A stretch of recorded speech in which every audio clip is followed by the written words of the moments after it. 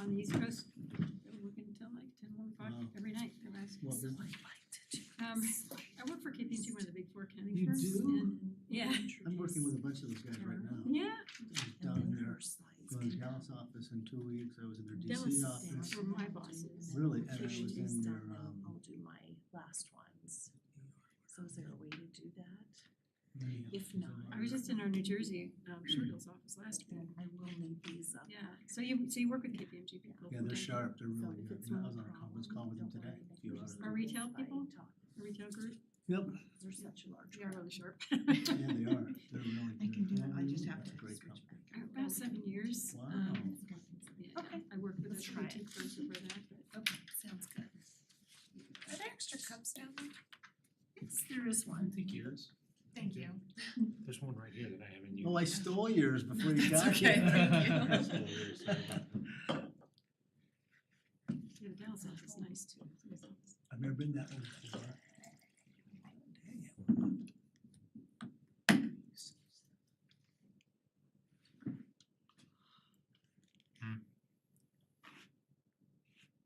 did, no. Yes, awesome, thank you. We have 1 minute. That thing still doesn't like Insurance. Anyway. We do have a forum. We'll give Terry a chance to, Oh, it was Philadelphia. I was in the Philadelphia Yeah, office. I've been in that one. Yeah, To walk, yeah, about, the last time I was in there about 3 years ago. Anyway, yeah, we have a whole team of people that do what I do in that office too. Matter of fact, That's a I was big office. just working with one of them today. Yeah, What kind of regulatory again? it's really a weird one, okay? Such a really niche area. I'm in state and local tax, that Mhm. grouping, but it has to do with unclaimed property. You know, Oh, talking yeah, about yeah, your AR and your AP, Mhm. but you know, it's unclaimed everything. property, really. We do a lot with our banking clients, retail clients, gift card Lot of opportunity. stuff. Oh yeah, oh my gosh. It's, Yeah, you'd be surprised. We used to have to go through that all the time. Wow, And turn it that'd be a over. nice inside track to get some deals. I think. No, it's usually checks not being cashed. Yeah. That's usually what it is. but it's even more than, like, Oh, I that work- was real estate. oh, it's, no, it's It's it's okay. mostly intangible property, so I will work a lot with like banks, for example, intangible property, brokerage firms. Retail. Just a little bit of everything, manufacturing. Save me a little bit of all of them. To do with everything. It's fun though. Yeah, sounds like it. I was a state regulator in that, that's kind of how I got started. No boats or cars, right? Yeah. No, no, unfortunately, not get anything good like that. So we've got about a minute, and then, well, actually, we're over a minute. So is everybody ready to start? Give Ann a second here.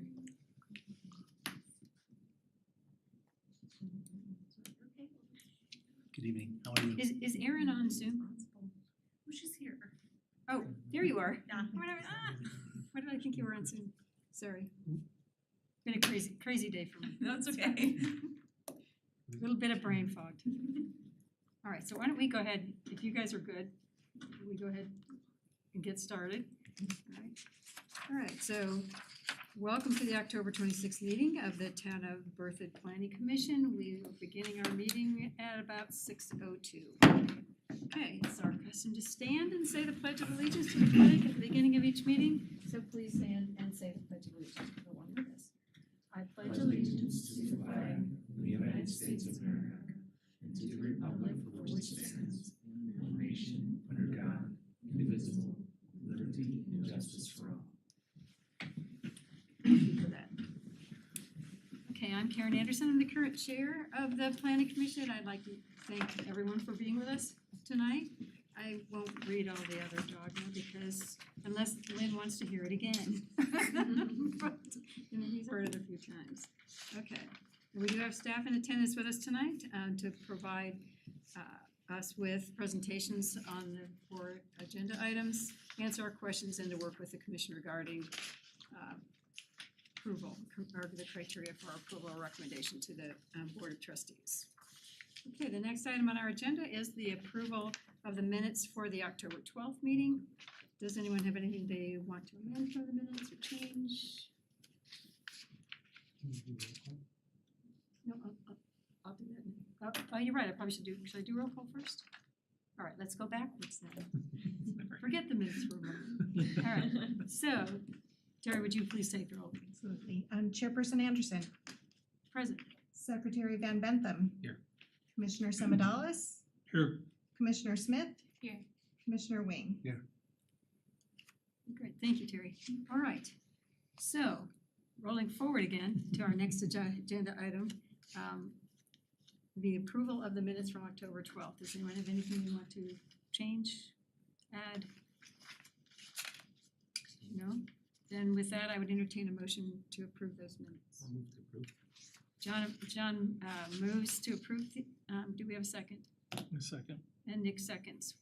All in favor, vote aye. Aye. Opposed, nay, abstentions. Okay, great. So the minutes from October 12th are passed. So with that, we do have 4 items on our agenda tonight. And staff will introduce the first item on the agenda, which are the landscaping guidelines. I think Erin was going to present that. Just will do an intro. You're gonna do the intro, okay. Thanks, Ann.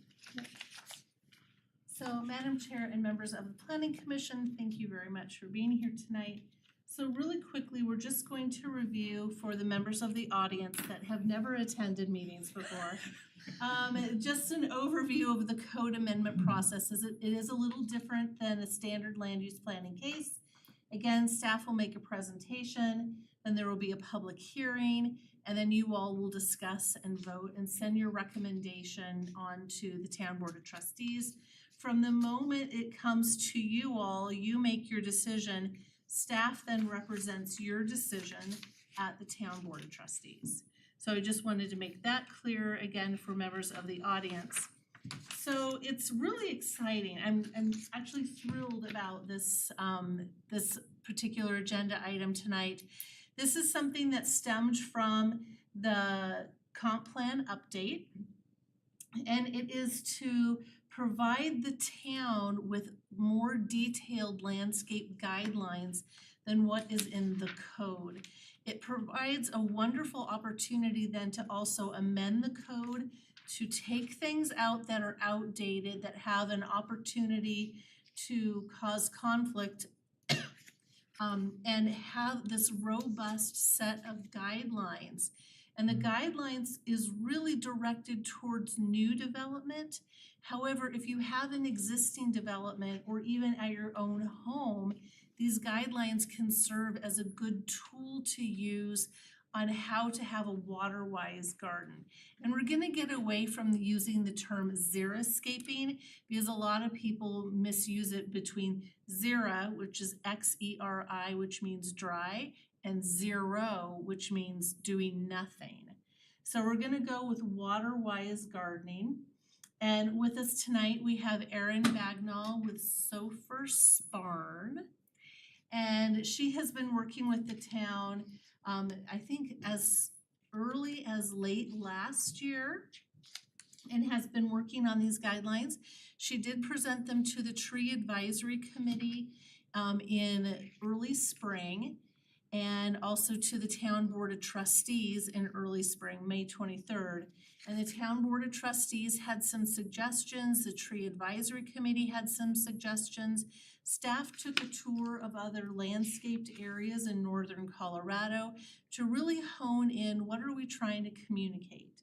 And then working with Erin and her team, we then brought it back to the Tree Advisory Committee. We've been working with Paul Furness, the town forester, all along this process as well to make sure we're all keyed in and on the same page. So I'm gonna turn it over to Erin now, but I did want you to know about the extensive amount of work that went in to get us where we are today, and especially working with the town forester. So again, Erin, I'm gonna turn it over to you.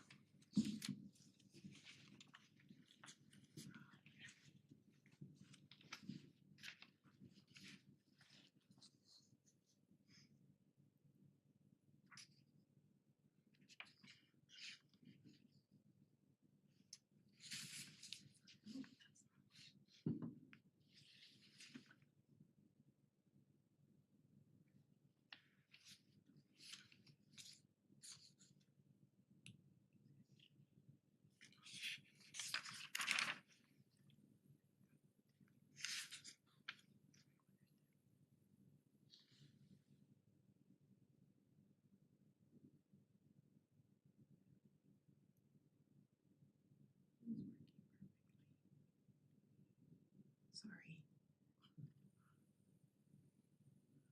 Just a little technology.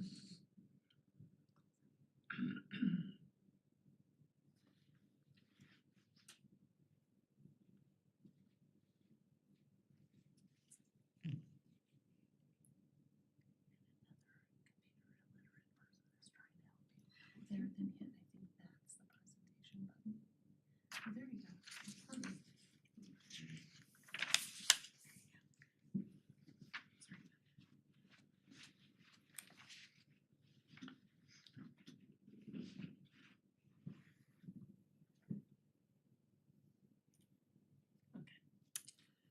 All right, thank you, Anne, for that introduction. Erin Bagnall, Sophers Barn, 2505 Boulder, Colorado. I appreciate the opportunity to present these to you tonight. What I'm gonna do is give you a brief overview. As Anne has mentioned, I actually worked with the town prior to the landscape guidelines on the architectural guidelines. So this kind of fell in line based on the comp plan update. We did the architectural guidelines and then wanted to do the landscape guidelines as well as a comprehensive tool for the entire town. So I'm gonna give a brief overview of the document. I presume that you guys have all had a chance to look over it at least briefly, and then focus on some of the areas of change and from the feedback that we've gotten thus far from tree committee and the town board. So let's see if I can do this correctly. Okay, so just in general, there's, as Anne mentioned, the objectives and focus areas are to provide a better standard for Berthoud. I said keep Boulder beautiful, Berthoud beautiful. It's a guide for property owners. It also establishes expectations for development and larger development and encourages quality landscapes. We also have a large focus on sustainability. Water-wise focuses, maintenance is a big deal in this document, as you'll see, and focus on plant selection in the realm of sustainability and hardscape selection. It also establishes responsibilities for those that are going to be on the hook for maintaining these landscapes and how they're going to be maintained. You'll see, I think you've seen at the end of the document that this is a new ad where we have a maintenance guide and a maintenance checklist, which is really important to Anne as staff to have a tool for people to outline how they're gonna keep Berthoud beautiful.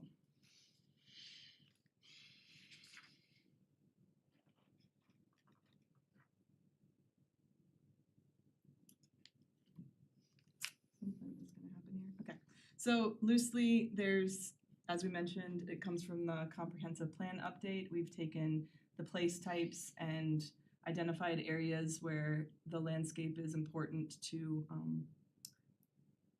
focus in on. Those were natural areas and so sensitive areas, open space and parks. The suburban areas, we've got Old Town residential and suburban, urban downtown, suburban commercial, urban residential, and the innovation district. And again, these fall in line with the comp plan and the architectural design guidelines. So just general outline, in the beginning of the document, you have the introduction, how the organization of the document's gonna play out, sustainability icons that you see throughout, and instructions on how to use the document, application, how they're going to be applied, and all the objectives. There's four general sections at the beginning of the document that encompass all areas of the town. We've got overall design guidelines and plant selection design guidelines, general design guidelines, and maintenance design guidelines, and those should be applied to every district or place type.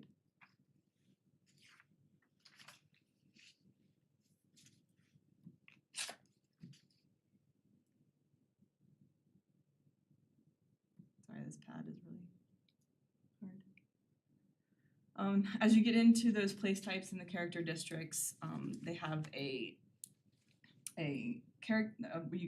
they're organized by character district, and then they have a visual management tab on the right meant to be easy to see as you tab through the document. And guidelines that are specific to that character district. So for instance, in the urban downtown, we have those that are identifying the zones along the main street as buffer zone, pedestrian zone, and the storefront zone, and how those should be aligned with the landscape and street trees and pedestrian walkways. Throughout the document, we have visual representations so that people can graphically see what a good landscape would encompass and opportunities for precedents throughout. One thing that we've been working really hard on with the Paul Furness, the town forester, and the tree committee is the plant list, the master plant list. When we first started this, we were kind of given a little bit of direction from a landscape architect that we were working with that plant lists constantly change, evolve, go out of stock, it's really hard to keep them up to date. So what was really important to us is at the beginning of this document, there's a hot link or link to Plant Select, which has an always updating water-wise Colorado native plant selection. So if nothing else, they can go there. But beyond that, this plant list has been specifically reviewed and approved by the tree committee and the town forester. And we've got these icons throughout that identify those as Colorado native, pollinator friendly, and street tree approved. So that's a new thing since you've probably seen it in the past. So what have we been updating? The last time we went to the board, there was concern that we really needed to work with the tree committee and the arborist. So that's what Ann and I have been doing for the last few months, and making sure, as I said, that those plant lists were up to snuff. And also, Paul went through the entire document from a forestry perspective and had some suggestions about tree calipers and basically street tree plantings throughout the town. So we've made some revisions on that. There was a lot of concern about what Ann was saying, the xeriscaping or the use of rock mulch without plantings. So the concern that people would just put a bunch of rocks in their yard and not do anything else.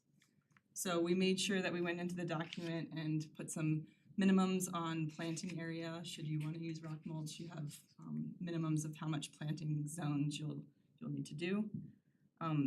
Including tree lawns, so making sure that tree lawns are also in that equation.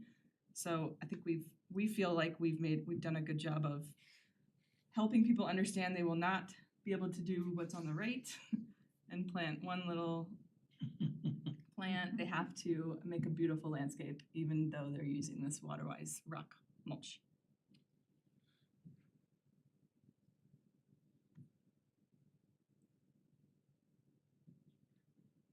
Goodness, this is hard. Okay, there we go. Yeah, and then I think if you use these. That would be too. much easier, Yeah. thank you. Okay, throughout we got feedback that these precedent images, like do this, don't do this, is helpful throughout the document. So you'll see a lot more of those throughout. The one that I'm showing here is a good example of a street tree and tree lawn, and then an incorrectly upkept tree lawn and street tree. One other thing that Ann and I were very excited about was we added the WUI, they call it, the Wildland Urban Interface page, especially in after, I guess, the Marshall Fire, and seeing how quickly that urban interface can spread and in areas that you didn't anticipate it happening before. We thought this was a really important thing to do with all the grasslands and native grass areas that are throughout Berthoud. So that's a new one. And lastly, as I mentioned before, we added a maintenance checklist so that staff has the ability to keep the developers accountable for how they will maintain their landscape and what their plan is.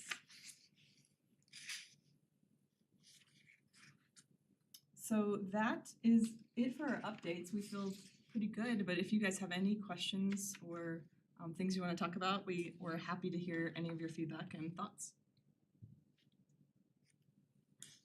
Of course, So the word guidelines, it doesn't sound like a mandate. It sounds like, you ought to consider doing this. And then the last thing you said just a minute ago, it sounded like there was a little more teeth in it. Where's the authority to enforce this? How is that? here comes the authority. So the landscape guidelines are going to be adopted by reference. And what that means is throughout the code and tonight in wave 3 of the code amendments, it will talk about providing a maintenance plan with the application, providing the landscape plan, the irrigation plan, the intent for water in accordance with these guidelines. So the guidelines are an overarching, here's what you need to do, but it's regulatory for new development. It's a guideline for existing development to provide that helpful information. So regulatory, I don't know if it's a permit or what it is, but is there an inspector that actually, will be part of that?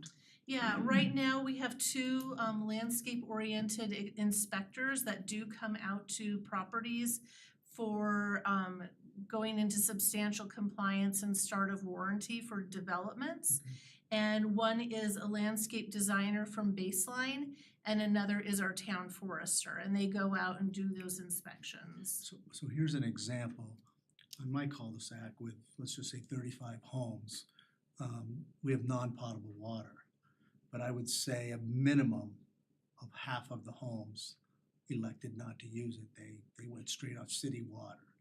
Now, I don't know if illegal is the wrong word to use, but again, I was told that we were all supposed to be on that. Now, again, supposed to versus regulated.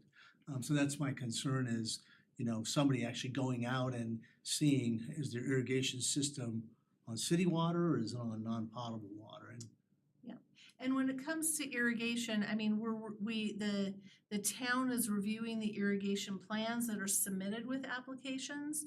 Someone could, if they're getting a discount because they agreed to use non-potable water and yet they've hooked up to town water, that's one issue.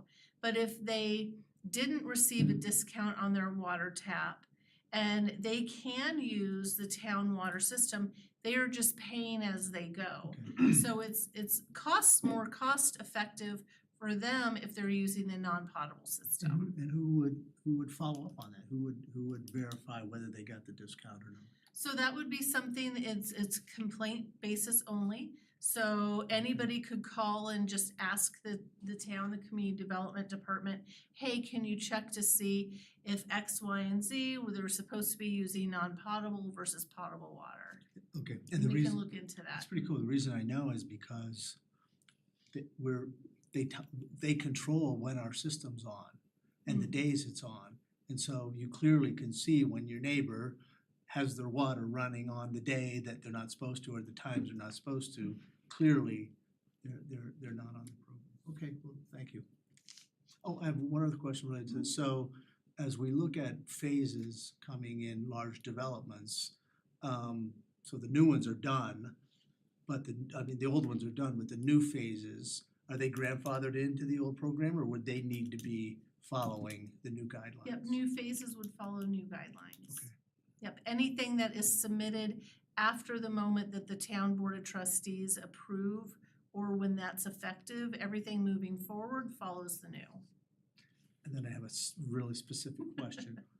A red maple and a silver maple, why would they not be allowed? Because do they just drink a lot of water or I just don't know why they were prohibited.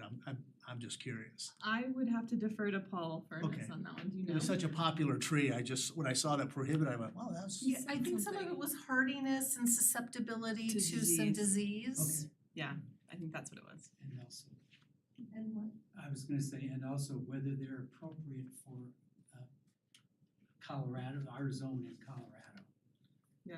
Paula's worked with, I'm on the tree committee, so. Oh, you are, okay, great. Yeah, He's our expert. I do think it was either I think it probably had to do with the disease or scale at full height, I'm not sure. Say that again? Scale, like How big? how big do they get? Yeah, they're big. Yeah. They're monsters. Sometimes that is hard to scale for an 8-foot tree They're lawn. notorious. Their roots come to the surface. They're Yeah. bad. I mean, th'ey'll take up sidewalks and stuff, so maybe that was part of it. Yeah, probably. Thank you. Great work. Thank you, yes. It was a team effort. for Yeah, sure. it's awesome. Anyone else have? So this is really, when we look at this, the guidelines and the requirements, right? So once a builder comes in, they develop a subdivision, they have a maintenance plan, all that kind of stuff. The town is done, right? They've planted everything, the town is done at that point. Or, so there are some, like our area, they planted a bunch of stuff, they said it's all irrigated and all that, it turns out it's not being irrigated and it all died. So is it just the metro districts or HOAs that are now on the hook for that, and who polices them? Are they self-policed? That kind of stuff. Right, so there are different phases. Once, let's say you're starting greenfield, you're putting in your subdivision, you've put in the trees, all the infrastructure, the amenities, the trails. To get substantial completion from that developer so that they can start issuing building permits, they have to get to a certain period. Once they have finished their punch list, they start warranty, and warranty is anywhere between 2 and 5 years depending on the development. During that warranty period, a developer has to post a bond or a collateral, some kind of surety, to ensure roads, streets, utilities, things like that are covered, including trees and the tree lawn and the public right-of-way. If trees die, and we have had some subdivisions where all of the street trees have died, then during warranty, that is the developer's responsibility to work with their contractors to come in and replace trees. If something happens after that developer is out of warranty, it is then the HOA's responsibility or the Metro District's responsibility to maintain what was approved in perpetuity. So if there are dead trees somewhere, again, you can call us, we'll come out there, we'll take a look at it. We have worked with some developments in the past on trying to figure out, is it a plant selection issue? What is the issue? Because Berthoud takes a lot of pride in our tree lawns and our canopy, and we want to help people have the most success. Yeah, I've noticed like subdivisions, it'll look beautiful that first year, and then that following year, 2 years later, it's overgrown, things are dying, no one cares, and it's kind of like, And oh. it's- Does I he know- think do- that's Do we Ian, actually correct me get if to I'm the wrong. quality of the unique tree? I mean, like, just what Nick said, there's a ton, it looks like Charlie Brown's Christmas tree, half the corridor, they just went with absolute, totally the lowest quality, the poorest aesthetic looking trees. Would that fall under the guidelines? Well, I mean, plant selection will fall under the guidelines, and sometimes trees go through that gangly preteen phase 2 of children, where you have to give them time to grow, and then they'll kind of blossom and mature into a beautiful specimen. But if they're planting trees that are diseased to begin with, that the crown popped off and things like that, that's something that is covered during those inspections. Would you agree with my comment? Yeah, no, I mean, would some agree with yards, you. it's like the New York City Christmas Right. tree, they're all gorgeous and perfectly shaped. Right. And then the ones they did on the boulevard are, Yeah, you could tell when they plant them, they're not gonna make it, cause they're already so far gone, and sure enough, every year 50% of them are replaced with green And so trees. that's definitely something you can call us Okay, on, great. and we'll call our inspectors and send them on out. Yeah, and what this document is sort of meant to get rid of. Yeah. It's Cause I supposed to noticed be- a lot of shoulds and not so many shalls. Yeah, and that's intentional. Like Ann said, there's a regulatory municipal code that she has, that she can put stuff in that will be regulatory. Mhm. And then beyond, and the new development is gonna be regulated to follow these guidelines. And there is town staff discretion on whether or not you're following the guidelines. So if Anne or or the consultant doesn't think that these guidelines are met, they have a tool to reference to say you need X and Y and then you'll be fine. And then tonight, during the third item for code, some changes are being made to our landscape guidelines that are in code that will help strengthen the requirements that applications need to provide us at the time of application as well. So there are some things that we'll talk about a little bit later, depending on your decision on these guidelines. I didn't see, I didn't see it, but is there a timeline when they're supposed to have it completed? It depends on the development agreement. Look, Okay. again, every development is different and site specific. And let's say you have the first phase of a big development. They'll have a development agreement, it's phased out, it will say when they're doing certain things and what are those triggering events for compliance, what is their warranty, all of that. So it's very site specific. Again, we know it because we lived there, our neighbor's over 5 years old, the entryway hasn't even been started yet, so I don't know if that would fall under it or not. So I know that site-specific issue, part of that entryway is going to happen with phase 19, which is in process of Okay. being reviewed right now. Yeah. Okay. It's 19. Oh, So I have a question, and great job, I think this is really exciting and really well done. And I am glad to hear that a lot of feedback has been incorporated from the tree committee and the town board of trustees. I'm wondering if you've had conversations with developers specifically and whether they have are people gonna buy into this process? Do you have a sense of how challenging that meeting these kinds of expectations will be for developers? I think Anne's gonna answer that. So there is a draft that the town trustees approved the draft in May. And we have been providing that draft to the development community, and there have been absolutely no issues. Yep, with that. And in fact, the maintenance plan, when we looked at the situation and what's happening in Berthoud, we realized that a lot goes from that main developer to then the builders. What can we help provide them with, even that they can turn over to a homeowners or the metro district or even to their contractors? Some contractors just don't know how to maintain, elements in the landscaping, and so we want the developer, when they're applying for the land use application, to give us that maintenance plan as part of the approval process, because then that document will go on in perpetuity and help people understand.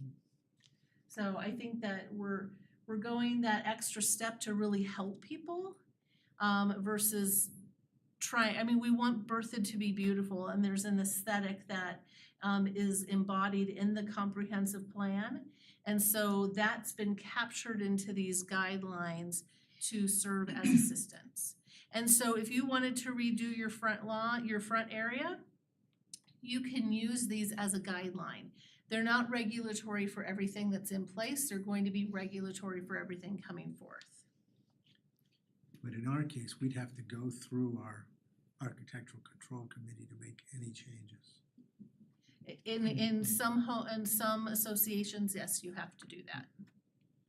We're actually in our HOA, we're considering removing many of our specific requirements in our guidelines and deferring to these Yeah. guidelines, both these and the architectural That's guidelines. actually a good idea. Just, Makes it sense. resolves conflict. I'm assuming they align the state law and the Absolutely. HOA law that came out last summer. There was a bunch of stuff that kind of came through. I don't see any reason to have sort of conflicting requirements, question too. I was reading here, 75% of living ground covered. What is that definition of living ground cover? It's a, it's a good question. It's, and we might wanna add at full growth, Right. because 75% when planted is not necessarily a great expectation when things are gonna grow to a larger capacity. So, saw that too. I think we should Yeah. probably think about adding that And the code says at 75%, so we can just make that, in the code. yeah, it's in the, Well, but we can add that in there, Mhm. yeah. Colorado Public Radio just yesterday had a piece, it was very similar to this, it was specific to the fire. And what and I don't know if I can't remember if they said it was gonna be statewide or if it was municipalities, but, you know, not, there's pictures, I think, if you have it, where all the growth right next to the house. And I think some municipalities are making it law. But on the Colorado Public Radio, they said they were going to make people change what they'd already done. Yeah, the town of Berthoud is not mandating any changes to existing. But there is that good fire handout in there, and it's meant to help, you know, you have your native grasses up next to the fence. We're saying, you know, keep X, you know, depth from the fence, cut all year round. We spoke with the fire chief, and if there is a fire coming, we wouldn't want the municipal service to be watering and sprinkling that defensive area. However, if that defensive area is on a non-potable system, that non-potable system can be going during the fire event to help to keep that grass moist. So then it's helping that defensible space as well. Because if we water it with the municipal system, it's reducing the pressure and the quantity available to fight the fire. Great. Thank you for coming. Yes, Yes. great job, thank you. Any other questions? I do want to reiterate what I've heard already, and that's what a wonderful job that you've all done putting this together. And I know a lot of comments, because I remember one of the board meetings, I don't know if it was a workshop on these. And so I fairly familiar with what it said already from just sitting in on that. But even then, I thought, what a great job putting this together in kind of a forward-thinking way for our community as it continues to grow. So thank you for. Yeah, and also, I'll just say it's been wonderful to work with staff and the boards. And I think this document is so much better for all of the suggestions and improvements we've got into it, so thank you. So with that, I want to open the public hearing. And if you have a comment, you have 3 minutes to speak. Please state your name and your address. Lynn Larson, 205 Hubble Street, and also a member of the Berthoud Tree Committee. I just wanted to mention a couple of things that came up to mind while you were having this discussion. My understanding is there's no maintenance plan right now. I mean, in the guidelines of any kind. And that's one of the things this tree committee has struggled with, because how do we get these people to understand whose responsibility is what and where? Part of our activities has been trying to get public outreach, and we've been going through social media with posts each month on various things, maintaining trees. The tree lawn technically is a town property, but one thing that most residents don't realize is that it's the resident of that property who's responsible for maintaining the tree on the tree lawn, even though it's a town property. Now, this is once, you know, when you get out of the warranty period and the developer and the home builder is gone, it's the property owner. Now, if you have open space as part of your development, and you have an HOA or a metro district, then that's another story because that becomes just like a homeowner, the HOA and my understanding, the HOA and metro district have to maintain those. One of our committee members is in an area of town where well, it's the metro district actually, hasn't been doing his job and he fusses at the board of the metro district constantly. He's out there helping to replant trees and take care of dead trees. One of the developments in town, as I think Ms. Johnson indicated, all the trees died during the development. They were looking into the warranty and it got to be uncertain as to whose responsibility it became. The town actually worked with the former developer and the HOA, I think it's a metro district, sorry, different parts of town. I live in one that doesn't have either, so.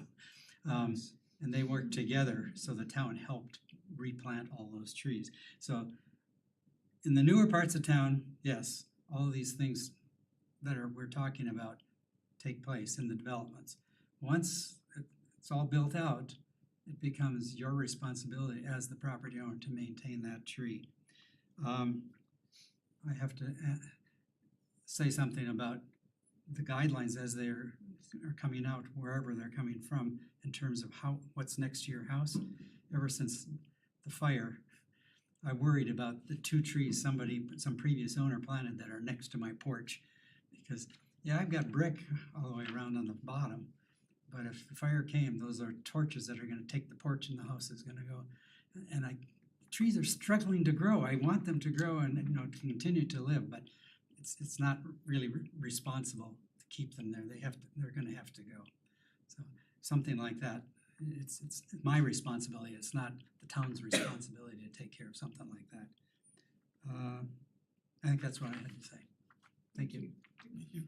One of the, I don't know how much it has, but our metro district is run by the developer and always will be. And so that creates Well, it's a that's whole other subject. Yeah, the metro districts is a whole nother sore point with the town and a whole nother subject. And then, like I said, there's a lot of areas of town, like my area of town. Well, my street in our area, we don't have an HOA. Part of the original development of is the next street over. There are cottage homes. They have their own HOA. But across the street from them, behind across the alley from me, are duplexes. And they're not part of that HOA. They're like us, they don't have an HOA. I think out in Farmstead, you do have an HOA. I thought they kept telling us they weren't gonna have one, but it was no metro district they were touting when they were building that out. Mary's Farm does not have an HOA. Older parts of town don't have HOA. Part of our activity with the tree committee is trying to locate, if we want to get information on trees out and how to care of trees out to people in town, how do we do that? We can go through, can we go through HOAs? We've been collecting, contact people with HOAs, contact people with metro districts. But getting out to like my neighborhood or to the older parts of town, how do we do that? That's where we've gone to the social media thing, hoping that takes care of some of it. Some neighborhoods have their own, not an HOA, but neighborhood bulletin boards, neighborhood websites, and we're having a harder time trying to identify who would be a contact person so that we could submit something and hope that they would put it up on their bulletin board or website. So again, it's this communication thing, and it's been the biggest part of our last 2 years with the tree committee. I just want to thank you for your engagement and involvement. You are at more meetings than anybody else, so really appreciate your input. Well, some of the trustees have teased me and said I'm the 8th trustee, but no, I'm not. I'm not a trustee. So, thank you. Thanks. Okay. Anyone else from the public have anything? Okay, all right, so unless there's any other public comment, we will close the public hearing. All right, so it's time for our deliberation. Comments? That's great. Yeah, Everybody's comfortable, enough information? I'm good. The one thing I would add, just kind of part of this conversation that I don't know if it belongs in this portion or not. some help for folks around, like, for developments. I mean, we've talked about the stuff I've gone through here, but they're going through timelines, when things need to be done versus when the developer would like them to be done. When does warranty shift over? I mean, everything's a fight and it's expensive. And I think everybody wants this stuff to look right. But I know there's paperwork issues and stuff going backwards, but going forwards to really be kind of clear about what dates, what things need to happen and who needs to be responsible would be really helpful to put into kind of a maintenance plan and or like a responsibility plan or something. Do you mean like some type of disclosure, like when you're by your house? Well, or- it's like something, so I'm on our HOA and we struggle with who's responsible for what by when, what date, who reviewed, so if we're gonna talk about a maintenance plan and we're gonna talk about sort of warranty and replacement and mandating replacement, if there's any opportunity to help clarify who's responsible would be great. Yeah, and if I may, Madam Chair, so Commissioner Van Bentham, that is one thing that we are, I'm going to work with the town attorney and with Administrator Kirk on clarifying in our development agreements some of those issues. Now, we can't police the original developer and what they do or do not tell their HOA or anything like that, but we can better define those obligations in the development agreement. And for a while, the town was stepping away from development agreements and just saying you have to meet the intent of the code. In theory, that is absolutely wonderful. It makes development so much easier for everybody. What we've been finding out though is unless we have that development agreement, there isn't that level of accountability. So we're going back to development agreements now and some of that will help. Thank you. And to help us answer the question of when the warranty is up, the bond has a certain time associated with it, right? And then they have to hit a certain punch list of things in order for the bond to be released, isn't that how that works? Exactly, yep, so when they do the start, they do substantial completion and they'll get a punch list of things that have to be done before they can even start warranty. When they start warranty, that's when the surety has to be posted and then it goes for a certain period of time. The lease is 2 years, a lot of times it's 3 years. And then at that time, if everything succeeds through that warranty period, then the developer can be released of their financial obligation. And at that moment in time, that's usually when the obligation transfers to the HOA. Don't they though also have to show before that bond is released, they have to show that aren't there certain things that they also have to show before it's released? Oh, definitely, yeah. I mean, everything has to be installed and living and the streets have to be working and the curb gutters, I mean, So all you of can't that. have gutters that are like blocked and have. Exactly, yep. And during the warranty period, the property is to be inspected as well. Thank you. Any other comments we wanna make or discussion we wanna have? If not, I would entertain a motion. I would make a motion. I move to forward a recommendation of approval of the Board of Berthoud Landscape Design Guidelines to the Town Board of Trustees. The rationale for approval is that the proposed guidelines provide tips and tools for water conservation, stormwater management, and offer homeowners and developers tools for their use in implementing successful landscapes in Berthoud. Brett makes the motion. Do we have a second? I'll second. And Abigail seconds. All right. Terry, can you please call the roll?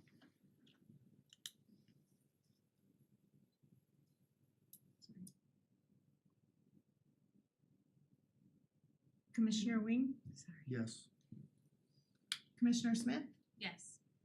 Secretary Van Bentham, Yes. Commissioner Semadalis, Yes. Vice Chair Kurtz. Oh, sorry. Chairperson Anderson. Yes. So that motion was unanimously approved. All right, so Nice that's, work, thank you. thanks again. Okay, so so we'll move to item number 6 on our agenda, which is the 3-mile plan. And I believe Ann's going to present the information about the 3-mile plan. Yes, so Chair Anderson and members of the Planning Commission, the 3 Mile Plan is something that by statute, communities are required to adopt every year. And the reason why they typically go out 3 miles is that's if you've heard of the flagpole annexation, 3 miles of a flagpole is the maximum amount a community can annex. So that like a road right of way or some other right of way, and then the flag is the property that they capture through annexation, and 3 miles is the maximum amount that any community can annex like that every year. So also within that 3 miles, that's usually how an affordability factor in the past for extending services, police, fire, water, sewers, stormwater management can go. So the town of Berthoud, though, has adopted a growth management area that's different than a 3 Mile Plan. The town of Berthoud has adopted a growth management area that is based on a vision in the comprehensive plan on where the town wants to grow and based on the vision of how the town, how we want to grow and where we think we can best serve. So the image that's on your screen, this is our future land use map from the 2019 update to the comp plan. This is what the town of Berthoud is proposing as our official 3 Mile Plan for the rest of 2023 and going into 2024. So again, every year municipalities are supposed to adopt a 3 Mile Plan. Berthoud is not alone not doing this. Most communities don't know they're supposed to do this. So we just working with the town attorney and just talking about the benefits of doing this, we decided that it's a good neighbor policy also for our neighbors in Mead and Loveland and Longmont so that they understand this is where we want to grow. We're not gonna come into your territory. We also don't want you to come into our territory. And I am working on an intergovernmental agreement for that proverbial line in the sand with the town of Mead on just establishing our boundaries. So this is one more opportunity to show Mead, this is where we say we're going to grow. And we're not going to go beyond that. So this, if you all approve it, it goes to the town board of trustees, and then it will be placed on file both with Larimer and Weld counties, because we are in both counties with their clerk and recorder as well, and with their planning department, so they know what is our area of influence, because they do send us referrals for applications that are going on in our area. So it's housekeeping, it's something that we're supposed to do, and we don't go 3 miles beyond because that would be encroaching into our neighboring communities, but we're recognizing this that was in our comprehensive plan. So this matches the comp plan. It is, it's an exhibit right from the comp plan. We can ask some questions. Sure. So, is the 3 miles, is it 3 square miles? It's 3 miles by where your current boundary is. It's 3 miles from your current boundary. So it could be in all directions? It could be in all directions. So we use the word plan, so if you could just educate me, is there a stage where we actually annex the land, or what are the steps that it's actually ours and will be within at some point, actually within the town? Yep, so the town operates on a voluntary annexation basis right now. So if someone wants to annex their property into town, they approach us with an application. So we don't go out and involuntarily annex territory just because it's in our growth management area. We plan for our growth management area, and right now, as you can see, there are areas where we're thinking that it would be appropriate for agriculture or parks and open space or suburban residential and businesses and urban residential. That's on this future vision map from the comprehensive plan. That's not the same as zoning. That's just saying when we plan for the future of our community and how we're going to grow, this is where we can see the concentrations of these future land uses. And within the sphere of where we can control, Berthoud only wants to control this area so that we can grow at a responsible rate.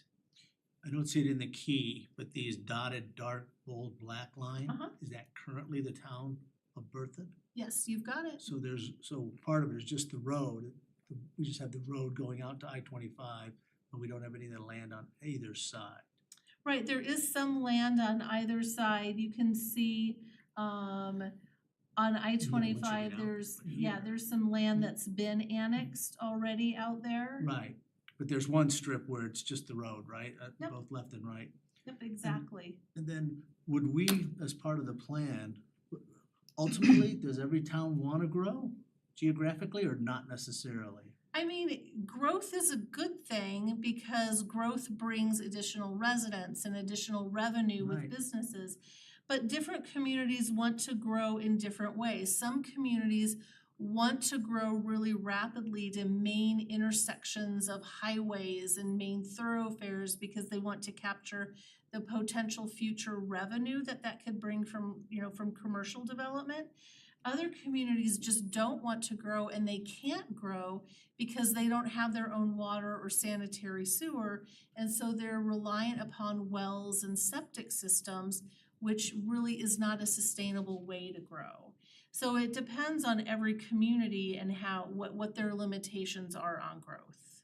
And Berthoud, you said, has elected to, I don't know what word you used, but essentially user-friendly. We're not just gonna annex, we're gonna ask. So when I think back to the 70s, when I lived in Colorado, Superior was a mobile home park. Erie was not much more, and now those are massive land. I mean, Erie seems like it's gigantic now. So do you think they had the same philosophy, or do you think they annexed, they just took large plots of land and put them into their towns? Yeah, annexation is a voluntary process unless a community completely surrounds land, then that can be a forced annexation. Okay, But annexation is completely voluntary in the entire state?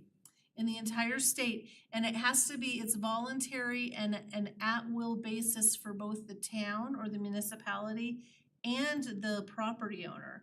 So somebody could petition into Berthoud and we may say, no, at this time, we're not interested in annexation. Thank you. So within this map where you have potential growth, what if Mead, for instance, someone in this area went to Mead and said, hey, we wanna annex it, or Johnstown or Loveland or wherever. Obviously, we've got a plan, but it's not like there's anything Berthoud could do to change that if a resident wants to go to a different town. No, I mean, so we are working on a boundary line agreement with the town of Mead, which would say, Mead, you're not gonna grow past this line, and Berthoud, we're not gonna grow past that line, to recognize our partnership that we have to be with neighboring communities. So it will reduce that potential fishing expedition. A property owner can go to, either community and kind of pit communities against each Yes. other. That's what we want to avoid. We also need to update our intergovernmental agreement with both Weld County and Larimer County, and those are things that we'll work on next year as well. Right, but And- I mean like Loveland's that same issue, but we don't have an agreement with them, right? We may have an agreement with Loveland, but I know that we have told Loveland we're not gonna go north of 60. Oh. So I don't know if it's a formal agreement or a Gotcha. handshake deal, but Gotcha. and then- during the comp plan process, we actually give the comprehensive plan and the map to neighboring jurisdictions, so they're aware of what our plans are and have an opportunity to comment. And then a related question, so if you go west of 287 going towards Fort Collins, I think Fort Collins has a massive buffer there where they own, I don't know what they call it, but you drive on it, right? Nothing will ever be there. And then Boulder, going back 80 years, has massive buffers around Boulder. Is that, who would drive something like that? And would that be something we at some point would be interested in? Yeah, so that is something that is in the comprehensive plan that is desirable to preserve open space and agricultural land. Berthoud is surrounded by a lot of rich farmland and agricultural water. And that's something that is needed, and there are lots of different methods in order to choose to do so. One can be outright purchase, others can be conservation easements that we would work with the property owner to conserve their land. Another would be a transfer of development rights project where we would look at densities and sending and receiving buckets. So it's complicated, but there are methods in which we could do that. It's an expensive endeavor. And so Be that's more one thing that we are going to start looking at next year as well, is how do we do this and do we want to do this And in the program? comprehensive plan, it doesn't get quite that technical on, we're looking at this acreage or this area or anything like that, it just general comment. Yeah, and a lot of it is also dependent on private property rights. Somebody might be sitting on an 80-acre parcel, and that is their 401k. That is their families and their Sure. trust, beneficiaries' future. And so we can't force somebody to do something. It's all voluntary. So to that question, in the meat example, is the line that Berthoud won't develop past the same as the line that Mead won't develop past, or are they offset? Yes, and I think right now we're good. We don't have any conflicts. I haven't looked to see, I think their line follows our line, so there wouldn't Okay. be that natural There's not buffer. like a gap, yeah, okay. But that's also why we have some of the spaces as, open space or agriculture, So things that's like how that. it's built in, is the town designates it within our own boundary, you don't kind of like just plan on there being a buffer between the Right. towns. Yep. And again, our this future land use map, it's just a guide. If somebody came in and said, hey, we wanna do X, Y, and Z, we definitely would work with them. We have to adhere to the vision in our comprehensive plan, but we can apply some flexibility. And can you remind me the definition of future? I think, is it 10 years, or, I mean, what exactly is the time frame of this plan? So usually a comprehensive plan can be good for anywhere from 10 to 20 years. Communities are required to update, and again, some communities haven't updated their comprehensive plans since the 60s or the 70s. But they're required to do a major overhaul on their comprehensive plan every 10 years. Some communities elect to do a minor modification every 5 years. If there's a circumstance that changes or, something necessitates a change or an audit, that it can be every 5 years. But this is a solid plan. So far, we don't have to do anything. Thanks. I know we've talked about that before, but thank you for the Yeah, reminder. Not a problem. And it's all voluntary. The town of Berthoud do they have the right to go to a property owner and ask them if they would like to be annexed in? Sure, yeah, we can go and approach property owners, but at this point in time, everything's voluntary. Yep. I was wondering about, like, kind of the negotiation that's happening with Mead, is anything like that being proposed for Johnstown? Because it seems like they keep creeping They do. closer. Yep, no, we haven't yet. I know that we can. Johnstown does have an intergovernmental agreement with Weld County. And so, we look at what their boundary is, and it's all based on service capabilities as well. So it's definitely something we can look at. But Mead right now, we've been working with them lightly on doing this, and it's just as time allows that we've been looking at it, but we're in agreement that this is the intent. Well, and I can see that whole Weld County series of issues, since we have that little piece kind of. Yeah. Weld County. But again, the one it seems to me to be the most pressing would be Johnstown. Just seems like keep creeping closer and closer to Berthoud. Everyone is surrounded. this lower left-hand corner, it looks like it's neighborhoods. That's not future, that's current state. Yeah, all the gray lines you see on the map, those are current subdivisions. Okay. So for instance, you'll see a lot of smaller parcels on the west, those are developments in unincorporated Larimer County. And the citizens of Berthoud, I'm sorry I can't tell you the year, but they voted that the town does not want to grow past, I believe it's 19 or County Road 17 or 19. And if somebody wanted to petition to annex into Berthoud, it would have to go to a vote. So our western boundary is very well established. The southern boundary is established with Mead, the northern boundary is established with Loveland. It's just that kind of that notch out area where we, definitely could talk to Johnstown about. So down there on the left again, you see a vertical red line, and it runs right through the middle of a neighborhood. That seems slightly peculiar. I don't see, it's not through a neighborhood, those I believe are two separate subdivisions. Oh, On the lower left hand before it goes to the west for a Yes. mile. right. Yeah, those I believe are two separate subdivisions.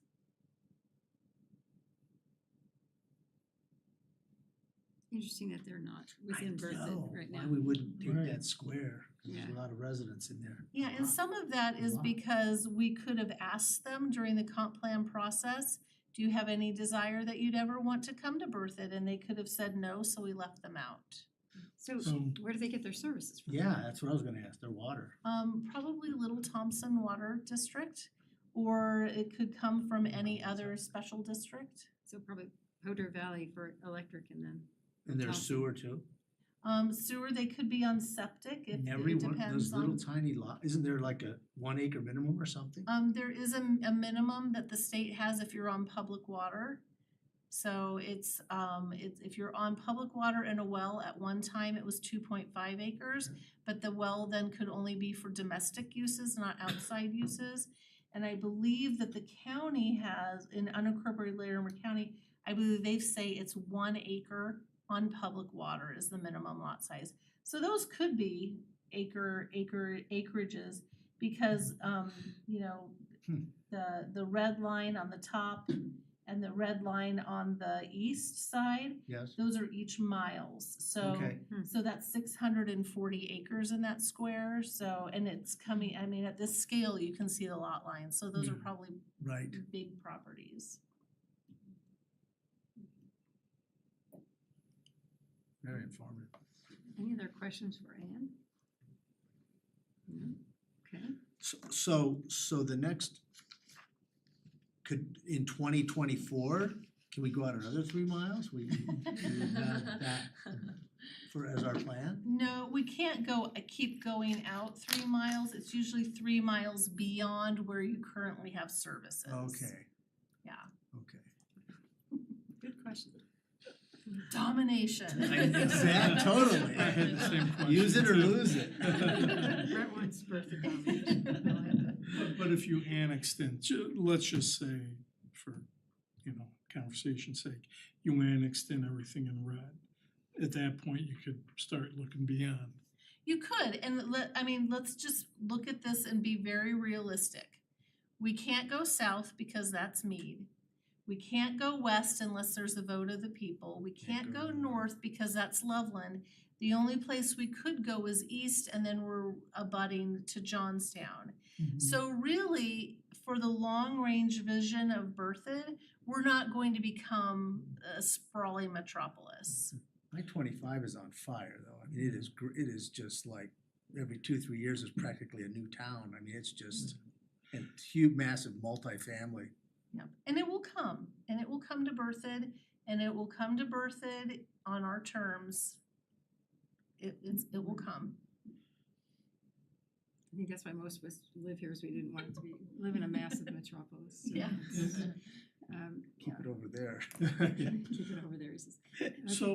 So for conversation's sake, say someone in that northeast quadrant there wanted to be annexed in.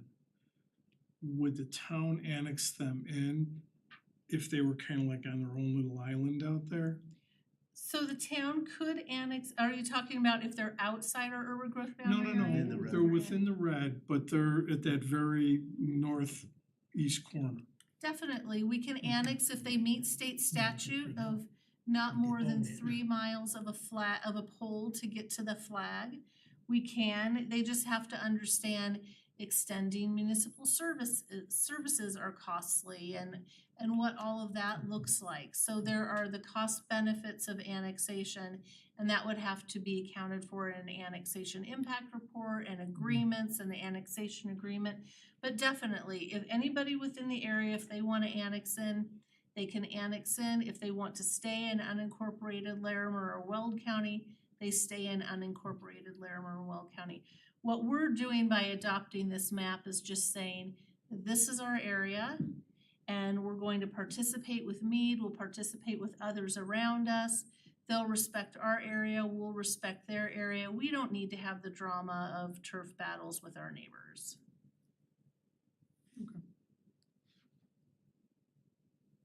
Any questions, comments? Brian? All right. With that then, we will open the public hearing. If you'd like to speak, please approach the lectern. You have 3 minutes. State your name and your street address. Lynn Larson, 205 Hubble Street. Again, the conversation has triggered a couple of thoughts, and I'm gonna make a couple of comments, and if I'm in error, I hope Ms. Johnson will correct me. The town is interested in conservation easements within its growth management area. In fact, I've attended trustee meetings where, in fact, there's a property in our growth management area out Route 56 here, and that farmstead entered into agreement with the town as a conservation easement. And there's some sort of conservation easement also with Wagner Farm Park. We're limited in what we can do there because of conservation easements there. With annexations, and this is where I might have to defer to Ms. Johnson, she talked about the flagpole, but the annexations that I've seen when I've attended trustees meetings, there's a contiguity with the existing boundaries of towns and properties in town. There's certain percentages that have to be met. That's where I would defer to her on where I may or may not be wrong with that. I have also heard the Board of Trustees discuss the GMA, the growth management area. And they have discussed their discussions with Johnstown's so that our eastern GMAs are consistent with each other and don't try to overlap and have agreements there. And the one with Mead is kind of interesting because we have annexed in this property on the east side of I-25. I still call it, is that the Wilson Ranch? They got a whole new name, but it's a metro district. But that metro district has also purchased land to the south, which is in Mead. And they were trying to modify their metro district. Mead agreed to that, and we didn't. So there's some, The Metro juggling. District bought land? Pardon? The Metro Districts? I'm not sure how the metro district has that land out there, and they've got this land on the south side beyond our growth management area. It's in the Mead area. And to modify their metro district, this one particular part of the metro district, I forgot what the problem was. The Mead board voted to agree with it. The Berthoud board voted, no, we want to do some more stuff. But the So I'm not an residents- expert on that, so I'm just bringing these things up so that you're aware of other things that are going on with regard to all They're this. only revenue sources, the residents within the Metro District, so the metro residents would have had to have funded. There's no residents there yet. The metro district was established to put in the facilities to make a development out there. They've got their bond issues already in place for that property. Oh. So, there's a metro district, nobody there yet. They wanna get some residents so they can start paying off some of these debts, but, yeah. Interesting. Well, if they sold the bonds, the developer may not be holding the debt, it may be the bondholders. Well, whoever's There's just got no them. revenue Which could be the to pay the developer too, bonds. actually, in Except, no, I'm sure it Colorado. is. That's why you see, the town is kind of like this with metro districts anymore, but there is an issue with the metro district out there and what they wanted to modify because they overlap both towns across that line, that southern line that Ms. Johnson was showing you. Can you correct me on the flagpole and the contiguity? Thank you. I'm trying to understand these things too. Thank you. Okay, anyone else from the public like to speak? If not, then I will close the public hearing. Okay, back to us. And Ann. Yep, so when anybody, regarding flagpole annexations and contiguity requirements, a property has to touch the community by 1/6 of the property boundary. And there are lots of different ways that you can do that, even with a flagpole annexation, and it's just a lot of discussion that has nothing to do with what we're talking about tonight. But if you ever wanted to just, play around and it's annexation is a surveyor's work to determine that it's not more than 3 miles of flagpole and that 1/6 of the property boundary is contiguous. So it's just surveyor's work to do. That's quite, the far east red line, I just can't read that. It is parallel to I-25. Is that 119? What is that? No, 119 is south. That is, I believe, County Road, is that Is that 11? Looks like 11? 11. So is that Colorado Boulevard? No, I think that's 13.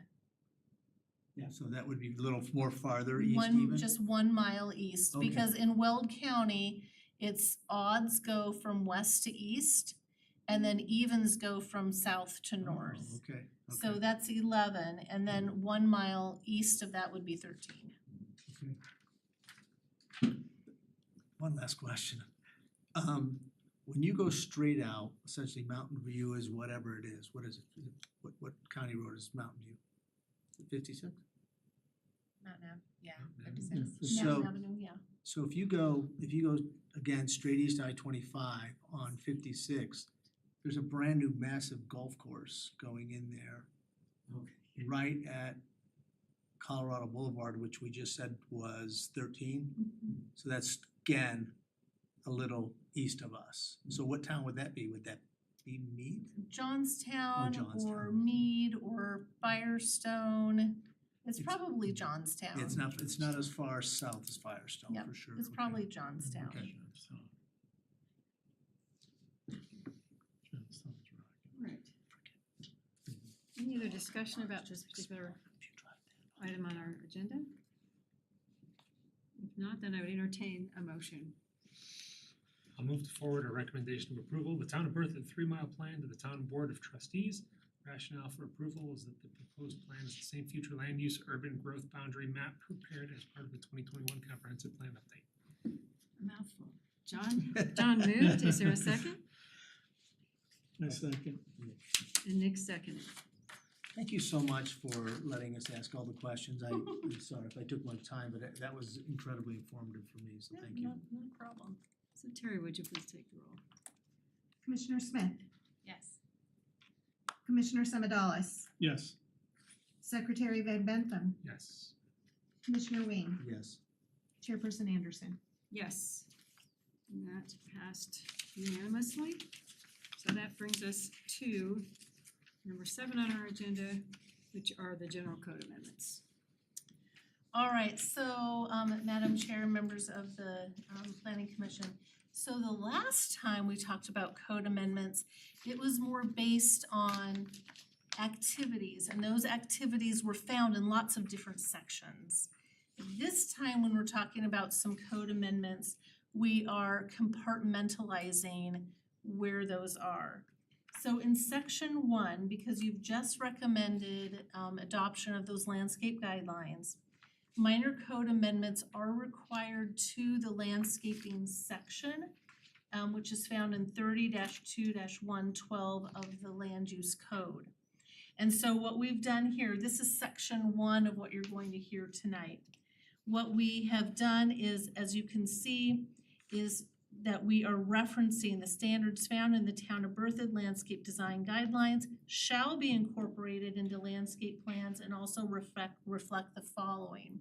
So on this change, I've included the entire section so that you can see all of the changes. Then you can see reflection on appropriate turf selection. Again, referencing the landscape design guidelines, referencing where to plant native grasses. There are a lot of things then that were in our code that are now in the guidelines. And so to reduce the likelihood of conflict, we're taking them out of the code and just leaving them in the guidelines, like the plant selection lists, because those change so often, and why not have the flexibility of updating them annually if we need to. The listing of or the diagrams for the planting profile, those are also in the landscape guidelines now. So what we're also saying is that when individuals submit an application for a subdivision or a development, that we want to see the final landscape plans, the irrigation plans, and a maintenance plan when they're submitting those applications to the town as well. So we're requiring those to happen at the time of development review. Sometimes what's been happening is we wouldn't get the final landscape plan or the irrigation plan until after development had been approved. Now we're asking for it up front. So again, a lot of the materials, just referencing the design guidelines, taking out items that could be a potential conflict if we leave it in and we don't change it. But it's pretty straightforward and simple with just asking for more information from developers. So, and on that one, I'm willing to answer any questions on that section, and then we can keep going towards all the other sections if you have any questions. But it really is just housekeeping. Any questions on No. that section? Yeah, it's pretty much conforming types of things is what I noticed. I had just one stupid thing. Tree lawns, in the area of tree lawns that I just had in front of me, there were two dimensions. There it is, it's on page 5 of 33, section 2.A.11. It's just 6 feet and 10 feet are highlighted. Oh, yes, thank you. 2 on page 5, I think that's towards the bottom, correct? Yeah, it's, Yep. It's 2.A.II. Completely silly, I just happened to notice that that was the only stuff highlighted in there, so I thought I should just Yes. double check. And thank you for catching that. So I wanted to confirm, because our comprehensive plan street profiles were in conflict with both the Lucas standards as well as our town's specifications and standards. So that was a reminder to me to double check, and I just had my meeting today with the town engineer to go over where those conflicts are, why the conflicts exist, and which set of standards we're actually gonna move towards. So I will remember to go back to that and make sure that that is consistent with the standards. So thank you. Okay, yeah, I sort of figured that was, cause I know all these things kind of work together, the design guidelines work along with the architectural guidelines. Yeah. And that all works kind of together with the comp plan and stuff, so just, I wanted to just double check on that, make sure there wasn't any conflict. Thank you. That was it. Yeah, that all makes sense.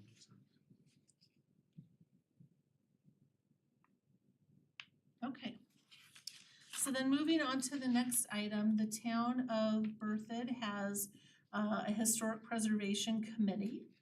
And they review the historic resources in town and promote the preservation of the historic resources. And the code was very confusing when it came to what is a minor alteration and what is a major alteration, and what can town staff approve versus what needs to come before the Historic Preservation Commission. And what was happening is we even had somebody who wanted to paint the ceiling of their porch, but it was not clear in the code that that's a minor alteration. And so we had to wait, and then the Historic Preservation Committee didn't have quorum. And so they only meet once a month. So then that applicant who wanted to paint the ceiling of their historic home had to wait 2 or 3 months in order to get to paint and do a minor alteration. It doesn't detract from the historic integrity of that structure. And so we just wanted to clarify that staff has the capability, as long as we're applying the standards, to approve, because that would be, that activity right there could have dissuaded someone from keeping their property on the local historic resources list by that bureaucracy. So we're just trying to loosen it up and clarify, and this has gone to the Historic Preservation Commission, and they are in support of these changes. And just to be super clear, this is only for houses that are on the local historical landmarks list. Exactly, it's, yeah, or any property that's on the register, so it Properties, right. wouldn't, yeah, it wouldn't be any, it's, and we don't force that registration either, so that's voluntary.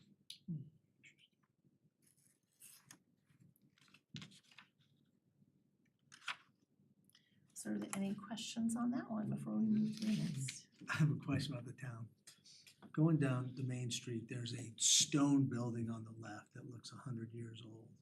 What is that? Does anybody know what I'm talking about? If you have an address and you can shoot me an email. It sticks out from every other building around. I mean, it looks it was made from filled stone. Without an address, Yeah. I have to go in and take a look at all of that, but I'm happy to get that information to Okay. you, I just, It struck me as a historic landmark, the way Yeah. it looked. Yep. And so I was just curious. and it could be if the property owner wanted it to be. Okay.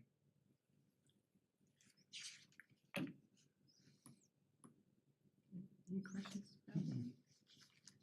Okay, moving on then to section 3, so so the planned unit development is a tool that was very popular in the 90s.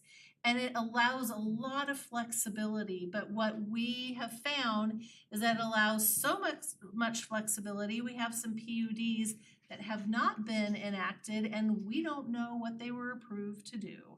We have gone back into application materials and hearing notes and all of that. So the town elected a few years ago to get rid of the PUDs and recognize that if somebody has an older PUD, they just have to come in and rezone it to the current zoning. However, we had language still left in the code that gave people the impression that we would accept PUDs, but we don't. There's nothing in there that would accept them. We recognize it as a zone district, however, we have nothing in there to guide people on how to do a PUD. So again, this is just taking those extra steps to clarify and clean up the code so that we know no more new PUDs. It's interesting to me because when I was in law school, which was the 80s, they were becoming very popular, like in California, and so there was a lot of case law, particularly constitutional issues with them back then. So I remember how what you're saying, and then when I looked at the code and thought, okay, I thought we didn't do this anymore, and then I was reading this language and going, okay, she's taking it out for a reason because we don't do it anymore. Right. So yeah.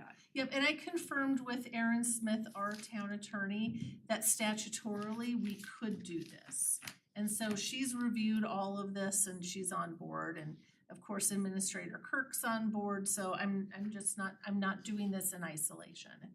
But again, it's new ones, existing ones are existing. Existing ones are existing and then we just try to figure them out when they come Right. forward, but we really encourage people to go through the change of zone process because we have a lot more flexibility with the new zone districts of either conservation, suburban, or urban zone districts, kind of replace the need to do that.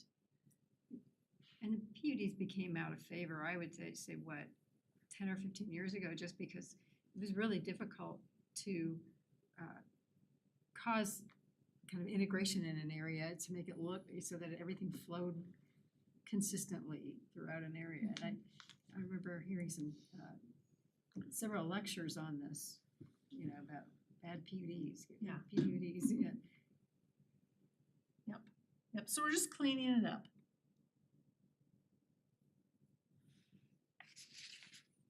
questions about that?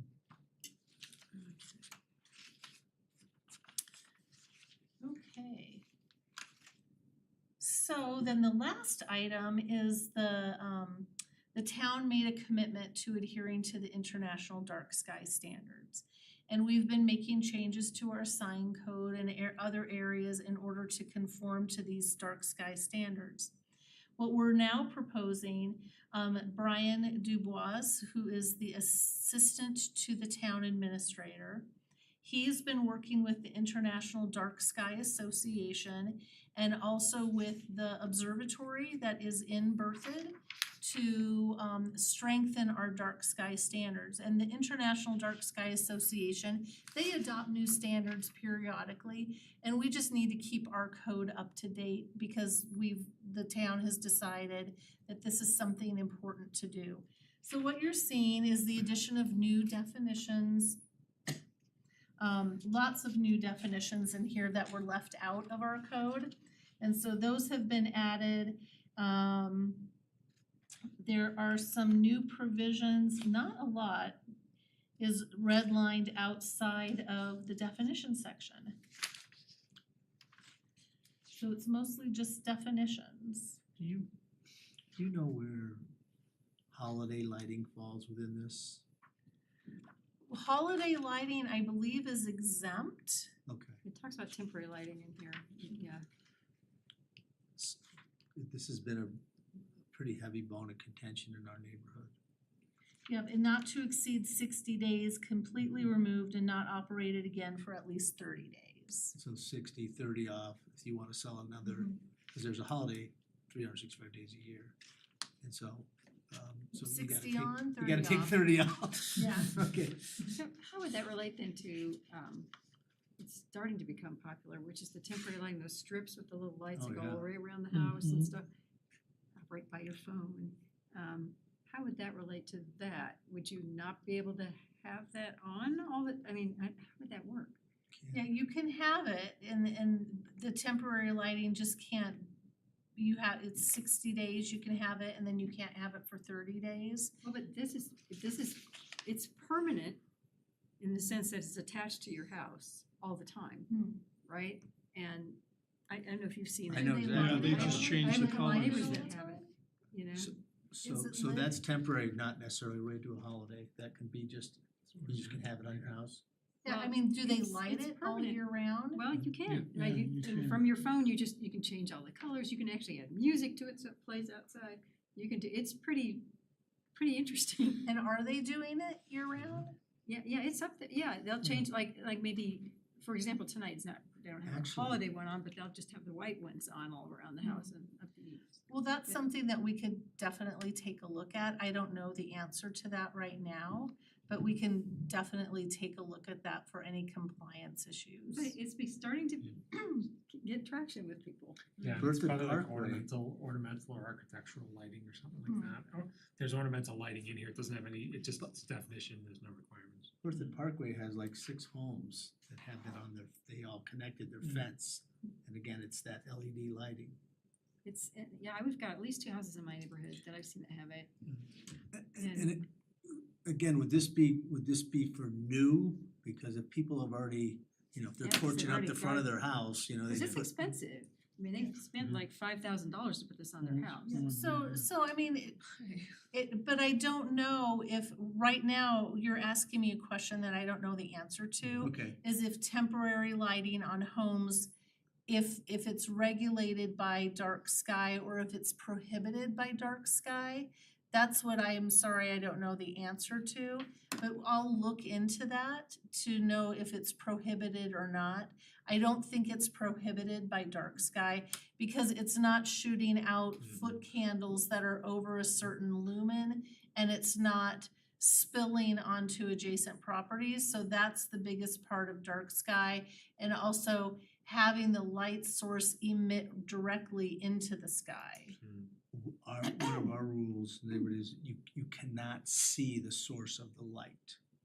Interesting. So that has to be covered. Yeah, and that's not a dark sky requirement. Oh. Yeah, They're Dark billing it sky- as that, but I'm sure you're right. Yep, so dark sky, everything needs to be shielded and it's illuminating everything on the ground at a certain lumen, you know, the intensity of the lighting. Mm. Yeah, but I'll take a look at the holiday lighting for you, but I think it's exempt and it doesn't, it's not at an intensity that would trigger a dark sky violation. You should Yeah, see, yeah. what's- I you should think see the what Karen- Halloween decorations right now. I think what Karen's talking about though is more permanent. I mean, that, Yeah, Permanent, yeah. those Yep. rails are put up there and they're permanent. but I And they think she was change for saying- Christmas, she was saying holiday. Thanksgiving. And you just decide Fourth of which July, colors you Easter. want for that night and you can make it flash red And and these are like a green. football stadium. Yeah, and they're flashing and we have a couple in our neighborhood too, I think. Well, flashing lights aren't allowed in the town. So if you have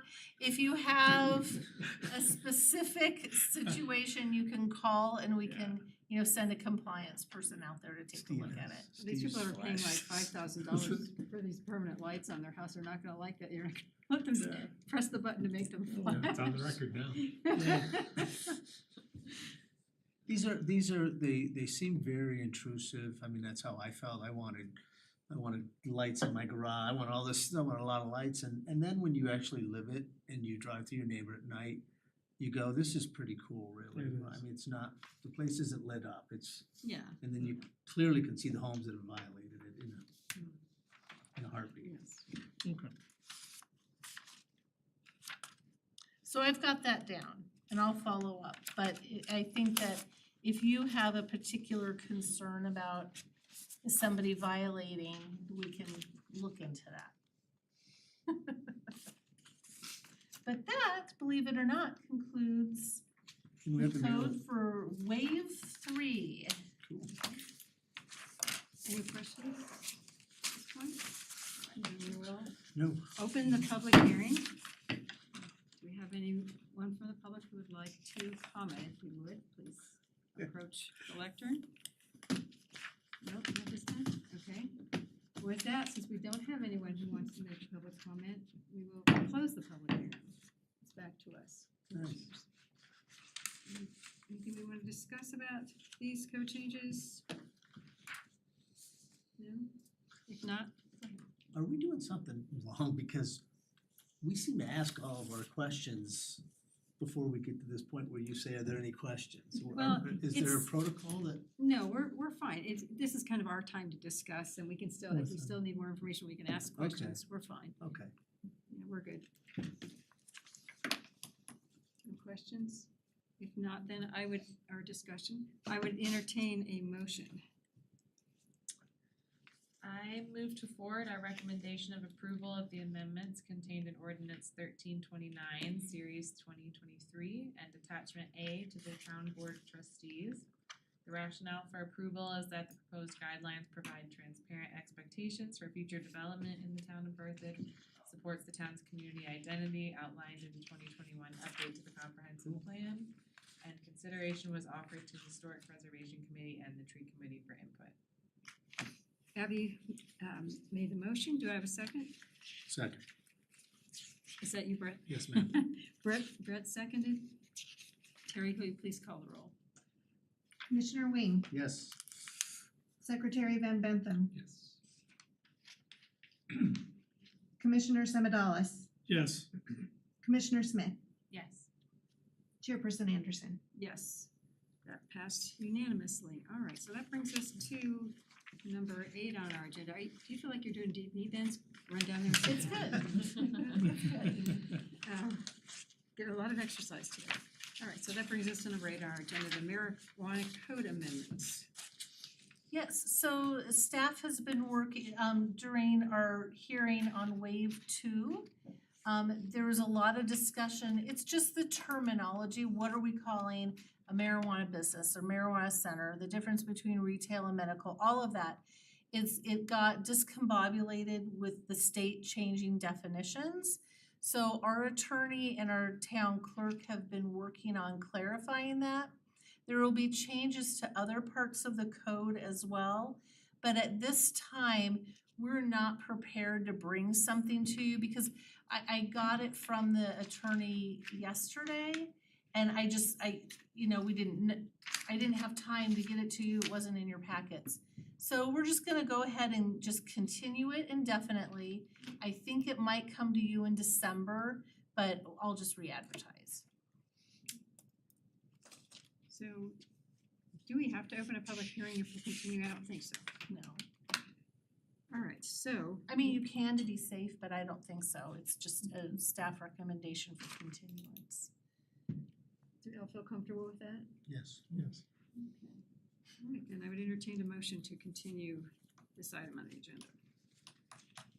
I move to continue the code amendment associated with marijuana businesses indefinitely until all staff have had the time to provide input. Okay, Nick made the motion, do we have a second? Second. And Brett seconded. All right, Terry, will you please call the roll? Secretary Van Bentham, Yes. Commissioner Wing, Yes. Commissioner Semadalis, Yes. Commissioner Smith, Yes. Chairperson Anderson.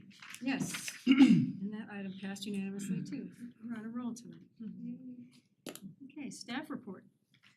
Okay, You mean you went from here to here now, so. yes, now I'm here. She has her staff report hat on. So Code Wave 1, I don't know, I can't even remember what I told you last time.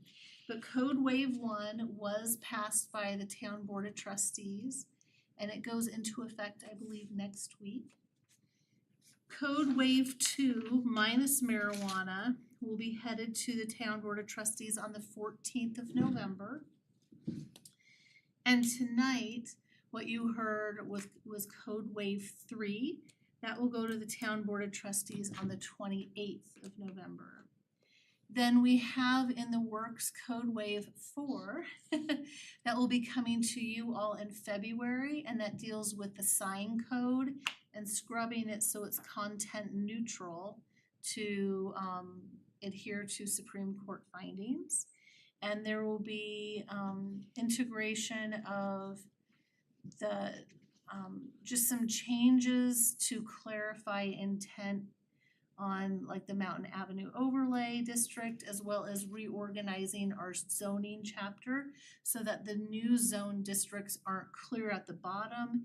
They are moved up to the top. There's some confusion on the tables, just consolidation in that zoning chapter. There will be dinner. So we don't have any land use hearings that are ready or cases that are ready to come to you. So we're gonna take a break in November. Then we're gonna come back and meet on December 14th, and that will be the last meeting of the year. And on December 14th, Terry's going to send you some menu, and we're going to bring dinner from TPC Clubhouse for you all. And we'll have it probably upstairs in the buying conference room. And we might meet earlier that evening and then come down and have any hearings. So we just wanna thank you for what you're doing for us. And in November, we do have 2 appointees, and I don't know, Madam Chair, if you wanted to say who our new members were? Not so new, is Abigail, she was reappointed. Thank you. Probably saw that in the newspaper. And we also I have. did not see that in the newspaper. Congratulations. Thank you. I'm glad I get dinner. I'd have been sad if I was kicked off right before the Right dinner. before dinner. That would need to be nice. And then a new member named Joe Donnelly, he'll be joining us. And we do, regretfully, we did receive resignation from Melissa Feldbush. So we now have another open position. Melissa was just having problems, with meetings with her new job and that kind of thing, so. Oh. So we will have another Wow. new person, I'm not sure when that will happen. What I find interesting is Joe's first meeting will be the dinner meeting, so he's gonna have very fun. high expectations. Yeah. The question on the dinner meeting is, are we still having is it a regular meeting or is it Yes. just dinner? Yeah, well, we're hoping to bring the marijuana code to you that night. Okay, I don't think we're gonna have any land use hearings that night, so it will just be that one agenda item. okay. I have a question. Instead of TBC transporting the food here, which sometimes things happen, Uh-huh. could Would we be able to have dinner there? We probably wouldn't be able to have dinner there and come back on time You don't unless think we so? started at 4:30. Oh, okay. Just with the quantity and the service and all of that, we probably couldn't get there at 5 and then leave by 5:45 in order to get back here on time for our meeting. Okay. So that brings us to something that we need to talk about, probably Joe's orientation and when we would do that, who will be involved in that. And what I thought we would do, just like what we did with Nick, Commissioner Semadalis, maybe you and I meet with Joe and just go over the notebooks, go over past materials, and then we'll extend the invitation to anybody else that wants to come to cool. that. Good It would idea. be during the day, so we'll extend an invitation if somebody just wanted to participate. If there are more than 3 planning commissioners there, we just have to advertise it as a public hearing. Yeah, that's the problem. So- Your predecessor had a PowerPoint for new people. I don't know if you've seen that, if there's any value in it. Yep, and I'll probably use the one that Tammy Tanui, Yeah, Tanui? that one's a good one. Yeah, I'll use that That was one pretty and then good. some of the other ones that we've done as Great. well, just to help him understand, yep. And so Christian Zamora, the town clerk, sent an email to Joe today.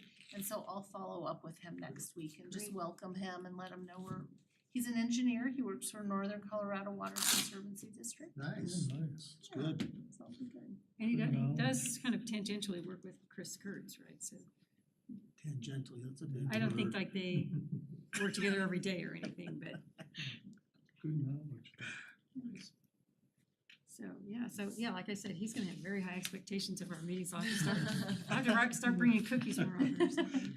And then 2 other things. One of the nice things that I had wanted to do this year, but because I was a solo staff member up until just a few months ago, I just didn't have time to arrange for field trips for planning commission. But one of the things that we really want to start looking at is our downtown and also residential architecture standards. Do they go far enough, and are we keeping pace with how the community is growing? So one of the things I'd like to do in the spring is go on a field trip to look at a downtown a historic downtown that's growing. And what does the architecture look like, that continuum of a feeling and a sense of place? And then also take a look at then on another field trip, look at residential architecture. Great. So over the next few months, as you are visiting different places in Colorado, if you see unique places or something that really you find to be special, let me know what those places are and we'll set up some tours for you. So we will do that. And then the only other thing, Madam Chair, is election of a vice chair. Right. That on my Glad you brought that notes. up because I had forgotten about that. But we need to do that. Do you want to do that tonight? Do you want to wait until Joe's with us? How do you all feel about that?